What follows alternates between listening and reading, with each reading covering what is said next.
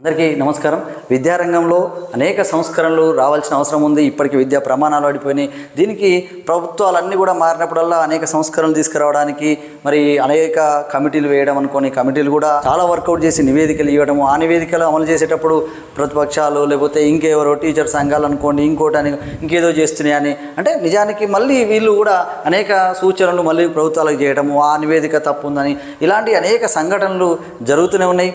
నేను ఒక 2 పుస్తకాలు రాసిన వ్యక్తిగా విద్య వికసించేదలని విద్యా సంస్కరణల గురించి ఒక పుస్తకాన్ని ఒక 24 ఏళ్ళుగా నేను ఒక టీచింగ్లో ఉన్న నా అనుభవాన్ని తర్వాత నిరంతరము ఈ విద్యారంగం మరి బలోపేతం కావాలి, ఈ విద్యారంగంలో సంస్కరణ రావాలి, ఈ బడికి వెళ్ళే విద్యార్థికి ఖచ్చితమైన సామర్థ్యాలు అభివృద్ధి చేసే వ్యవస్థ రావాలని నేను నా పిల్లల్ని కూడా ప్రభుత్వ పాఠశాల జరిపించాను. పుస్తకాలు రాయడంతో పాటు అనేక వీడియోలు ఇంకా అనేక మందిని కలవడము, జిల్లా రాష్ట్ర జాతీయ ఉత్తమ ఉపాధ్యాయులు అనుకోండి ఇంకా అనేక మంది విద్యావేత్తలను కూడా కలిసి మరి వాళ్ళతోటి సమావేశమై ఎన్నో విషయాలను కూడా నేను చర్చించడం జరిగింది. ఇప్పుడు మీకు ఇక్కడ కనబడుతున్నది మీరు గమనించినట్టయితే సరే చివరిగా అంటే ఇది పర్ఫెక్ట్ అని కాదు, దీని మీద కూడా మనకు చర్చలు జరగాలి. అంటే ప్రభుత్వాలు అమలు చేసే విధంగా ఉండాలి, తర్వాత ప్రతిపక్షాలు కూడా ఆమోదించే విధంగా ఉండాలి, ఉపాధ్యాయ సంఘాలు కానీ అందరూ ఆమోదించే విధంగా ఉండాలి. ఇప్పుడు ప్రభుత్వం అయితే విద్యారంగం బలోపేతం చేయడానికి ఎంత ఖర్చుకైనా వెనకాడమంటున్నారు. పెద్దగా ఖర్చు పెట్టకుండా జస్ట్ ఒక 1% ఇంక్రీజ్ చేసినా కానీ ఇక్కడ అనేక పాఠశాలల్ని కూడా మనం స్ట్రెంథన్ చేయొచ్చు.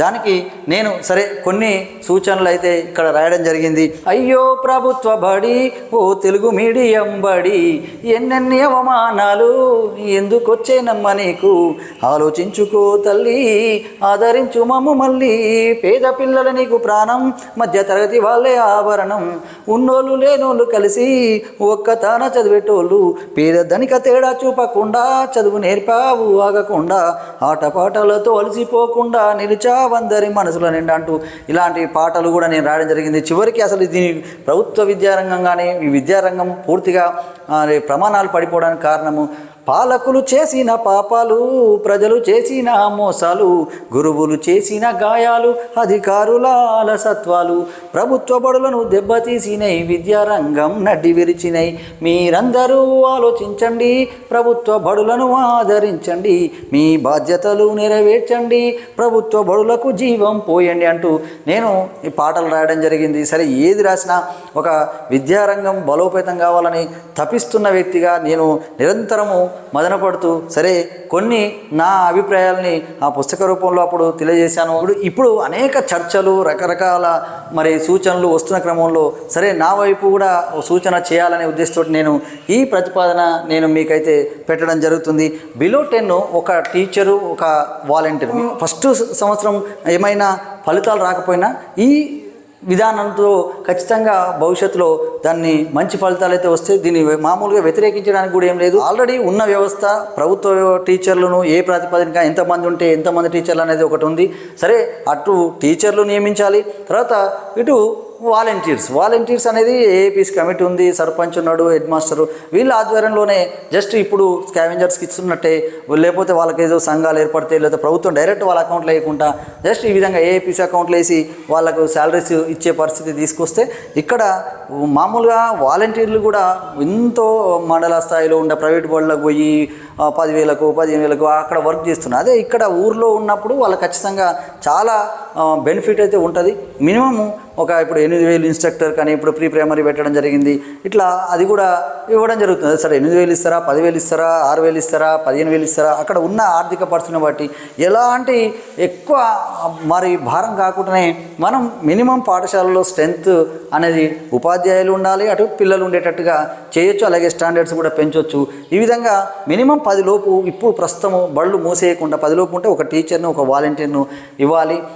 నెక్స్ట్ అలాగే 10 కంటే ఎక్కువ అంటే 11 నుంచి 20 మధ్య ఉన్నప్పుడు ఒక గవర్నమెంట్ లేకపోతే 2 వాలంటీర్. మామూలుగా ఇప్పుడున్న వ్యవస్థలో 2 గవర్నమెంట్ టీచర్ని ఇస్తున్నాం, కానీ ఇక్కడ సరే 20 లోపు ఉన్న ఒక గవర్నమెంట్ టీచర్ ఒక 2 వాలంటీర్ని ఇస్తే ఇక్కడ ప్రభుత్వానికి కూడా కొంత సరే అమౌంట్ కూడా మిగులుతుంది.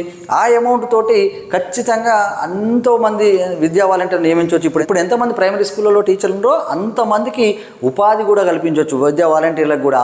మామూలుగా అయితే ఒక D.Ed B.Ed చేసుకొని వాళ్ళు ఖాళీగా ఉన్నారు ఉద్యోగాలు లేక, అదే ఊర్లో విద్యా వాలంటీర్గా ఇచ్చినట్టయితే వాళ్ళు పూర్తిగా కొంత సాటిస్ఫై అయ్యే అవకాశాలు కూడా ఉన్నాయి. కాబట్టి 11 to 20 ఉంటే కనీసం ఒక టీచరు, 2 వాలంటీర్స్ మనకు ఉంటే అక్కడ పాఠశాలను కొంత మనం స్టాండర్డ్స్ని మెయింటైన్ చేయొచ్చు. అలాగే బిట్వీన్ 21 to 35 అనేది మనకు ఉన్నప్పుడు 21 నుంచి 35 మధ్య ఉన్నప్పుడు 2 గవర్నమెంట్ టీచర్లు, 2 వాలంటీర్లు. జస్ట్ 20 దాటితే మనము మినిమం 4 టీచర్లు ఉంటారు. వీళ్ళందరితో పాటు ప్రీ ప్రైమరీ అయితే కంపల్సరీ ఉండాలి, ఒక ఇన్స్ట్రక్టర్, ఒక ఆయా. ప్రతి పాఠశాలలో కూడా ప్రీ ప్రైమరీని అయితే మనం స్టార్ట్ అయితే అది కూడా చేయాలి. దానికి కూడా పెద్దగా ఖర్చు అయితే కాదు. సరే 8,000 6,000 ఆయాకి ఇస్తున్నారు, అది కంపల్సరీగా ఉండాలి ఖచ్చితంగా. దాంతోపాటు ఈ వ్యవస్థ కూడా దీన్ని నడిపించినట్టయితే ఉద్యోగ సంఘాలు కానీ, ప్రతిపక్షాలు కానీ, తర్వాత ఇప్పుడు ప్రైవేట్ పాఠశాలల్లో పనిచేస్తున్న టీచర్లకు కూడా వాళ్ళకు ఉపాధి కల్పించినట్టయితుంది. మరి వాళ్ళు కూడా ఏ ఇబ్బంది పడకుండా మనకు ప్రభుత్వాలకు సహకరిస్తారు. అటు విద్యారంగం బలోపేతానికి వాళ్ళు సొంత ఊర్లో ఉంటారు కాబట్టి ఖచ్చితంగా ఇది చాలా ఉపయోగపడుతుంది. అలాగే ఇక ఇదంతా మీరు చూడొచ్చు. బిట్వీన్ 36 to 60 అంటే ఇప్పుడున్న వ్యవస్థలో 60 వరకు ఉన్నా కానీ 2 గవర్నమెంట్ టీచర్ ఉంటారు. కానీ మనకు బిట్వీన్ 36 to 60 ఉన్నప్పుడు 2 గవర్నమెంట్ టీచర్, 3 వాలంటీర్లు మనకు ఇచ్చినట్టయితే ఖచ్చితంగా ఒక 5 ఉపాధ్యాయులు ఆడ పాఠశాల నడుస్తుంది. పాఠశాల సజావుగా నడుస్తుంది. ప్రమాణాలతోటి కూడిన విద్యారంగం అయితే మనకు ముందుకు పోతే ఆల్రెడీ మానిటరింగ్ సిస్టమ్ ఉంది. ఆల్రెడీ ప్యానల్ ఇన్స్పెక్షన్ టీమ్స్ వేయడం జరిగింది.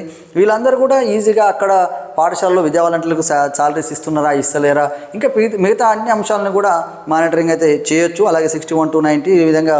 అప్పుడు ఒక 60 దాటితే ఒక హెడ్ మాస్టర్ కంపల్సరీగా, అలాగే 2 గవర్నమెంట్ టీచర్లు, 3 విద్యా వాలంటీర్లను మనకు అయితే ఇవ్వాలి.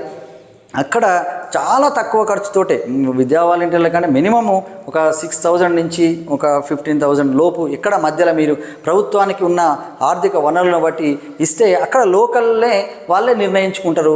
తర్వాత ఎప్పుడైనా ఒక టీచరు పూర్తిగా ఒక నెల రోజులు సెలవులు పెట్టినా అక్కడ ఉన్న ఆ అమౌంట్ తోటి అక్కడ విద్యా వాలంటీర్లతోటి వాళ్ళు నడుపుకోగలుగుతారు. అలా గ్రామంలో ఉన్న హెడ్ మాస్టరు మరియు ఏఏపీసీ చైర్మన్, సర్పంచ్కు పూర్తిగా ఈ వాలంటీర్లను నియమించుకునేది బాధ్యత ఇస్తే వాళ్ళు ఖచ్చితంగా పాఠశాలల్లో నిరంతరము ఉపాధ్యాయులు అయితే అందుబాటులో ఉంటారు. ఈ విధంగా 91 to 1 ఒక హెడ్ మాస్టర్, 3 గవర్నమెంట్ టీచర్లు, 3 వాలంటీర్లు. సరే ఇదే ఫైనల్ అని కాదు, ఇందులో కొన్ని మాడిఫికేషన్స్ చేసుకొని కూడా ప్రతి ఒక్కరూ ఈ సూచనలు మనం చేస్తే ప్రభుత్వాలు వివిధ ఎన్జిఓల నుంచి కానీ, తర్వాత విద్యా రంగం బలోపేతం కోరుకునే వాళ్ళ నుంచి కూడా కొంత ఫండ్స్ కూడా మనం కలెక్ట్ చేయొచ్చు. ఇప్పుడు నాలాంటి వాళ్ళు జస్ట్ ఒక విద్యా వాలంటీర్కు అంటే ఈ వ్యవస్థ ఇలా వస్తే మరి ఒక విద్యా వాలంటీర్కి ఒక సంవత్సరం అయ్యే ఖర్చును కూడా నేను భరించడానికి, అంటే ఒక చిన్న ఉద్యోగినైనా ఇక్కడ విద్యారంగం బలోపేతం కోరుకునే వ్యక్తులుగా మేము కూడా కొంత సహకరిస్తాం. అట్లా ప్రభుత్వాలకు ఖచ్చితంగా ఈ పని చేస్తే అనేక ఎన్జిఓ ఆర్గనైజేషన్ కానీ, పెద్ద పెద్ద కంపెనీస్ కానీ వాళ్ళ నుంచి కూడా కొంత ఫండ్ వసూలు చేసి ఈ వాలంటీర్లను నియమించే వ్యవస్థ. అలాగే ప్రభుత్వాల దగ్గర కూడా ఒక్క టీచర్, ఇప్పుడు మామూలుగా 10 to 20 ఉన్నా మామూలుగా 2 గవర్నమెంట్ టీచర్లు ఉన్నారు. అప్పుడు 10 to 20 ఉన్నప్పుడు ఒకడే గవర్నమెంట్ టీచర్ ఉంటాడు కాబట్టి 2 వాలంటీర్లు ఉన్నా కానీ ఆ 2 వాలంటీర్లను కూడా ఈజీగా మనము ఈ ఉపాధ్యాయుడు కూడా మిగులుతోటి నియమించుకోవచ్చు.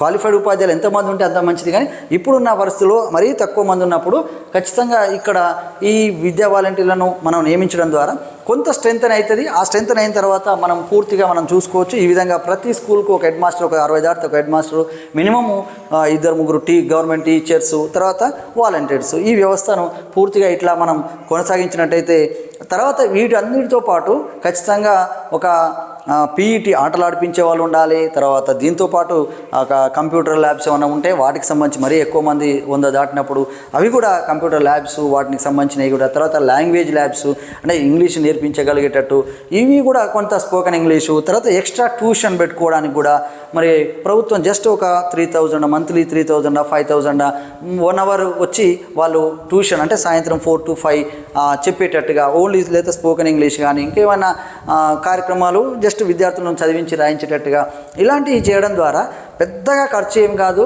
ఇక్కడ ప్రభుత్వాలు ఉపాధ్యాయులను సరే ఇంకా ఏదో నియమించి ఇంకా కొత్తగా రిక్రూట్మెంటు సరే చేయమని ఇప్పుడున్న పరిస్థితుల్లో మరీ తక్కువ మందికి ఇంత రిక్రూట్మెంట్ అవసరమా, ఇలాంటి చర్చలు అయితే ఉన్నాయి. అదంతా పెద్ద అవసరం లేకున్నా కనీసము ఈ వాలంటీర్ నియమించడం ద్వారా విద్యారంగం ఖచ్చితంగా బలోపేతం అవుతుంది. ప్రతి ఊర్లో బడి స్ట్రెంత్ అవుతుంది. తర్వాత ఉపాధి అవకాశాలు మరి ఇటు చదువుకున్న బీఎడ్ చేసుకున్న వాళ్ళందరికీ కూడా ఎక్కడ తన ఊర్లో, తన సొంత ఊర్లో ఒక ఉపాధి అవకాశం దొరుకుతుంది. అలాంటి ఎంప్లాయీస్ కూడా చాలామంది ఒక ఇల్లు కొంటే దానికి నెలకు 40,000 మేము ఈఎంఐ కడుతున్నాం. అదే ఊర్లో ఒక ఇందిరమ్మ ఇల్లు ఇచ్చి ఆ వాలంటీర్కు కొంత శాలరీ ఇస్తే అతను అనేక పనులు చేసుకుంటూ కూడా తను ఈజీగా, సుఖంగా, సంతోషంగా కూడా గ్రామాలలో కూడా నివసించగలిగే పరిస్థితి పరిస్థితి ఉంటుంది. కాబట్టి ఇది ప్రభుత్వాలు కొద్దిగా దీనిపైన దృష్టి పెట్టి దీన్ని ఇంకేమైనా మాడిఫై చేసినా పర్లేదు, కానీ వాలంటీర్లను నియమించడం ద్వారా ఖచ్చితంగా స్ట్రెంత్ అనేది చేయొచ్చు. అంటే ఉపాధ్యాయులు ప్రతి పాఠశాలలో ఎక్కువ మంది అయితే ఉండాలి. అది ప్రభుత్వ టీచరు, తర్వాత వాలంటీర్ అయినా కానీ క్వాలిఫైడ్ ఇవ్వాలని మనం ఎంచుకోవాలి. బిఎడ్ ఉన్న వాళ్ళని ప్రాధాన్యత ఇస్తే వాళ్ళు ఖచ్చితంగా అలాంటి వాళ్ళు చేయని వాళ్ళు కూడా మళ్ళీ చేసైనా వస్తారు. కాబట్టి ఇది ప్రభుత్వాలు నిరంతరం ఇలా చేయడం ద్వారా మాత్రం ప్రతి ఊర్లో ఎక్కడ బడి మూసేయకుండా మనం స్ట్రెంథన్ చేయొచ్చు. అది లేకుండా మనం ఇప్పటికే ఆన్లైన్ వర్క్స్ అని ఇంకా రకరకాల మామూలు ఆఫీస్ వర్క్స్ కూడా ఉంటాయి. మరి ఇవన్నిటికీ మరి ఉపాధ్యాయులు ఉన్నదే ఇద్దరు, ప్రతి వాళ్ళు ఆ ఇద్దరిలో ఒకరు ఎప్పుడు పని అవుతారు. అలాగే మిడ్ డే మీల్స్ కూడా పెద్ద భారంగా అయితే మారింది. దానికి సరే పంచాయత్ సెక్రటరీ లేకపోతే ఇక్కడ ఏదన్నా మండలంలో ఒక వ్యవస్థ ఏర్పాటు చేయడమా, దానికి సంబంధించిన దాని నిర్వహణ మొత్తం కూడా వేరే వాళ్ళు చూసుకునేటట్టుగా, లేదా గ్రామ పంచాయతీ వాళ్ళే ఆ మిడ్ డే మీల్స్ పూర్తిగా సంబంధించి వాళ్ళు ఏమన్నా చేసేటట్టుగా ఏదో ఒక దానికి ఒక రూపం అయితే తీసుకురావాలి. ఏది ఉపాధ్యాయులకు భారం కాకుండా ఉపాధ్యాయులు కేవలం బోధనకు, విద్యా ప్రమాణాలు పెంచడానికి, విద్యార్థుల్లో మరి ఆల్రౌండ్ డెవలప్మెంట్ కృషి చేయడానికి అయితే మరి వాళ్ళు కృషి చేసేటట్టుగానే వ్యవస్థ అయితే ఉండాలి. అలాగే ప్రీ ప్రైమరీ అయితే కంపల్సరీగా అది మామూలుగా ప్రైవేట్ బళ్ళకేమో 9 to 4 దాకా ఉంటున్నప్పుడు మరి ప్రభుత్వ పాఠశాలలో కూడా 9 to 4 అయితే ఉన్నప్పుడు మాత్రమే వాళ్ళు చేర్పిస్తారు. కాబట్టి సరే దాన్ని కూడా ఆలోచించాలి. ప్రీ ప్రైమరీ ఉండాలి. దీంతోపాటు ఇక్కడ నేను ఇప్పుడు సూచించినట్టు ఇక్కడ వాలంటీర్స్ వీళ్ళు ఉండాలి. వీళ్ళతో పాటు మినిమం ఒక హాఫ్ డే ఒక పీఈటీ ఎవరు ఊళ్ళో అని చుట్టుపక్కల ఒక 3-4 ఊర్లకు కలిపి ఒక మంచి స్పోర్ట్స్ మెన్ కానీ ఎవరైనా దొరికితే అతన్ని మామూలుగా ఒక 2 hours ఒక స్కూల్కు, ఒక 2 hours ఒక స్కూల్కి, అయితే ఒక హాఫ్ డే ఒక స్కూలు, ఒక హాఫ్ డే ఒక స్కూలు అతనికి కూడా వాలంటీర్గా ఇచ్చి ఒకే ఊర్లో ఉండే కంటే అలా 2 ఊర్లు కలిపి ఒక పీఈటీ ఉండేటట్టుగా అతను హాఫ్ డే ఒక స్కూల్, ఒక హాఫ్ డే ఒక స్కూలు. అలాగే కంప్యూటర్ ఆపరేటర్ కానీ ఇంకెవరైనా కూడా మనం ఆర్ట్ టీచర్ కానీ లేదా ఇంకెవరైనా ఉంటే కూడా ఎక్కువ కొంత స్ట్రెంత్ ఉన్నప్పుడు మరి అక్కడ విలేజ్లో ఉన్న ఆ సంబంధించిన కోర్స్ చేసిన వాళ్ళకు కూడా ప్రాధాన్యత ఇచ్చినట్టయితే వాళ్ళు సాటిస్ఫై అవుతారు. విద్య మీద ఖర్చు పెడుతున్న అనేక మంది తల్లిదండ్రులు మరి ఎంతో రిలాక్స్ అవుతారు. అందరికీ ప్రతి ఊర్లో కూడా అందరికీ ఒకేసారి అవకాశం ఇచ్చినట్టయితుంది.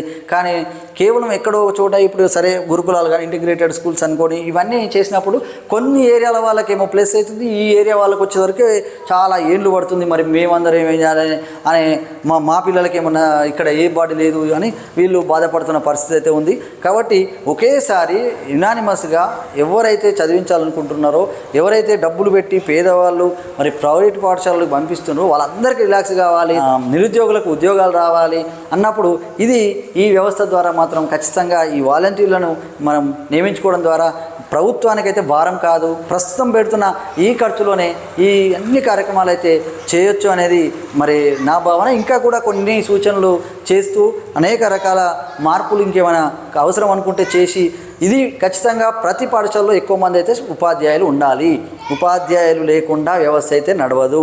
అది ప్రభుత్వ టీచర్లు కొంతమంది, దాంతో ఇలాంటి వాలంటీర్లు కొంతమంది, అలా ఉపాధ్యాయులు ఎక్కువగా ఉన్న వ్యవస్థ మాత్రమే మనము పూర్తిగా నిలబడుతుంది. అది పేదవాళ్ళకు కానీ ధనికులకు కానీ ప్రతి విద్యార్థికి కూడా మరి న్యాయం చేయగలుగుతుంది. అప్పుడు మాత్రమే మనం వాళ్ళకు మమ్మల్ని చేర్పించండి, ఇక్కడ చదివించండి అని చెప్పొచ్చు. కానీ అందరినీ ఇట్లా చేర్చుమని పిల్లలందరినీ బడికి పంపించుకొని ఇక్కడ టీచర్ ఎప్పుడు ఆ పనికి ఈ పనికి ఉన్నదే ఒకరు ఇద్దరు ఇలాంటి పని చేసుకుంటూ ఇలా ఉంటే మాత్రం మరి విద్యారంగంలో ప్రమాణాలు ఓడిపోతాయి. మరి వాళ్ళకి అన్యాయం చేసినట్టు అవుతుంది. ఏ వయసులో నేర్చుకునే విద్యార్థి ఆ వయసులో నేర్చుకోవాలి. చదువు ఒక్కటే సరిపోదు, చదువుతో పాటు ఒక్కొక్కరు ఒక్కొక్క రంగంలో మరి ప్రావీణ్యత ఉంటుంది. వాళ్ళలో ఉన్న న్యాచురల్ ఎబిలిటీని గుర్తించి మరి దాన్ని అభివృద్ధి చేయాల్సిన అవసరం ఉంటుంది. కాబట్టి ఇలా ఏ దానికైనా ఒక పీఈటీ కానీ ఫిజికల్ యాక్టివిటీస్ చేయించేసారు. ఊర్లోనే ఉన్నప్పుడు ఖచ్చితంగా ఆయన ఉదయం వచ్చి గంట సేపు కూడా వాకింగ్, యోగా ఇవన్నీ చేయించగలుగుతాడు. కాబట్టి ఇలాంటి వ్యవస్థను అయితే తీసుకురావాలి. ఎప్పుడు విద్యార్థులు ఇప్పటికే ఫోన్లకు వాటికి వీటికి అడిక్ట్ అయ్యి పేరెంట్స్ చాలా ఇబ్బంది పడుతూ తర్వాత ప్రైవేట్ పాఠశాలలో డబ్బులు పెట్టి చదివిస్తున్న క్రమంలో ఇలా గ్రామ స్థాయిలోనే మొత్తం మీద గ్రామ స్థాయి కానీ చుట్టుపక్కల సరే పక్క ఊరు వాళ్ళలో ఎవరైనా ఎలిజిబిలిటీ ఉన్న పర్సన్లు అందరికీ కూడా మనకు అవకాశం ఇచ్చి మరి పిల్లలకు నాణ్యమైన విద్యతో పాటు వాళ్ళ ఆల్రౌండ్ డెవలప్మెంట్కు కూడా మరి కృషి చేసినట్టయితే ప్రతి విద్యార్థికి నాణ్యమైన విద్య అయితే అందించవచ్చు. దానికి సంబంధించి సరే ఇవి నేను మదన పడుతూ నాకు వచ్చిన ఆలోచనలు మాత్రమే నేను మీతో పంచుకున్నాను. సరే విద్యారంగం పైన అనేక సంఘటనలు, అనేక చర్చలు మరి వాదోపవాదాలు జరుగుతున్న క్రమంలో నాకు వచ్చిన కొన్ని ఆలోచనలు అయితే మీతో పంచుకోదలుచుకున్నాను. ప్రభుత్వాలు కానీ విద్యావేత్తలు కానీ మా ఉపాధ్యాయ సంఘాలు కానీ ఉపాధ్యాయులందరూ కూడా దీనిపైన కొన్ని సూచనలు అయితే చేస్తూ ఏదేమైనా కానీ ప్రతి పాఠశాలలో ఉపాధ్యాయులు చాలామంది ఉండాలి. అది ప్రభుత్వం మరియు వాలంటీర్. దీని ద్వారా ఖర్చు అయితే కాదు. ఖచ్చితంగా ఈ వ్యవస్థను ఈ రూపంలో తీసుకువెళ్తే మనకు ప్రయోజనం ఉంటుంది, అందరికీ ప్రయోజనం ఉంటుంది అనేది నా భావన. సరే, ఇది నేను ఎన్నో రోజులుగా మదన పడుతూ దానికి సంబంధించి ఆలోచిస్తూ ఉన్న క్రమంలో నాకైతే ఈ విషయాలైతే ఒక సజెషన్ అయితే చేయాలని ఆలోచనతోటే నేను మీకు ఈ విషయాలను అయితే తెలియజేస్తున్నాను. మీ అందరికీ ధన్యవాదాలు.